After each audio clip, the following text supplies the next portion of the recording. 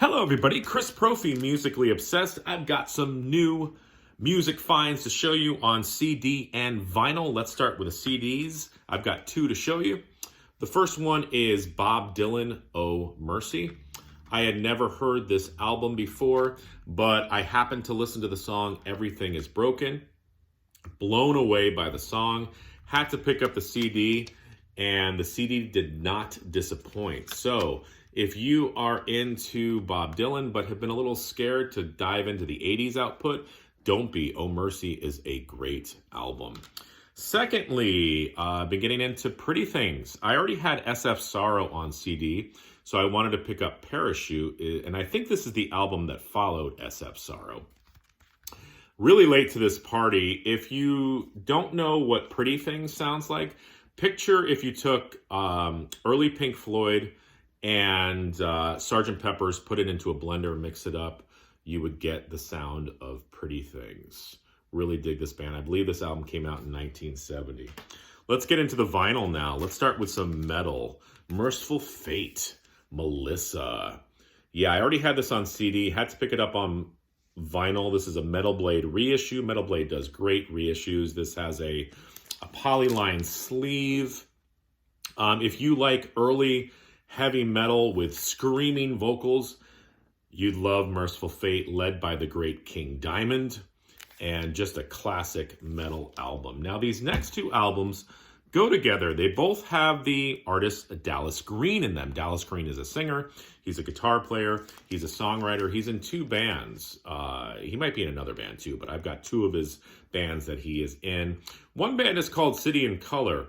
This is his mellow band, where he does singer-songwriter stuff, beautiful vocals, great songwriting. Again, just that singer-songwriter vibe. This is a 12-inch single for the songs Peaceful Road and Rain.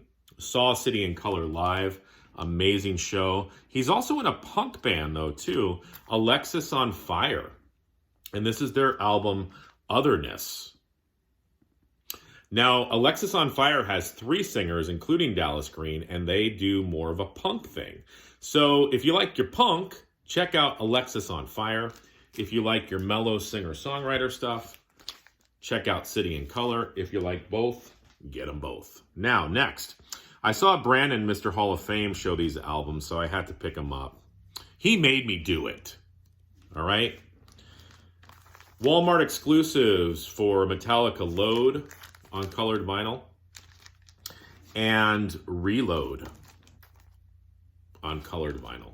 Now, a lot has been said about these albums. Should they have been one album? Should Metallica have put makeup on? Should they have cut their hair? I don't know. Listen, I mean, this is Metallica. They can do whatever the heck they want. All I can tell you is this. These two albums have aged very well. And you can listen to them now, and they sound great. Bob Rock was really good for the band, I think. I think sonically he brought out a great side of Metallica. The songwriting is there. The arrangements are there. The playing is there. Is it different than Ride the Lightning? Yeah, but I think Metallica did have to change. And Load and Reload are great albums. All right? Now, you guys know how I love my SST. So I had to pick up the album by the Descendants, All, which I think is funny because the Descendants eventually went on to be the band All, and they had an album called All. Now, here's the thing, guys. SST stuff is getting harder to find, so if you find it out in the wild, pick it up. This is great pop punk, but it also has a darker edge to it. So, Descendants, listen, there would have been no Green Day without Descendants. Check them out. From Descendants to Vince Gill. Vince Gill is a country singer. And he's an amazing country singer. This is his album, Okie. It's a Barnes & Noble exclusive on blue vinyl. Good album. I'm going to have to give it some more spins. It's sort of on the slower side. Same tempos, kind of similar arrangements for every song. That's not a bad thing, but it just didn't grab me like his other albums did. I mean, the songs are there. But it just, again, it just didn't grab me like the earlier albums did. There are some spiritual songs on here. Vince Gill is definitely a spiritual man. He's married to Amy Grant, who is a Christian artist, so I get it. So there's that vibe going on too. You know, a very, very good record. I'm just going to have to give it a few more spins. But if you like Vince Gill, you definitely dig this. I mean, just don't expect any like upbeat type tunes. It's definitely a somber album. This one is not, though. Right? Whitesnake's 1987 self-titled album. I listened to this the other day. I was like, holy crap. Now I know why this album was so huge. I mean, the hits are on here. This was Whitesnake saying, you know what? We're here.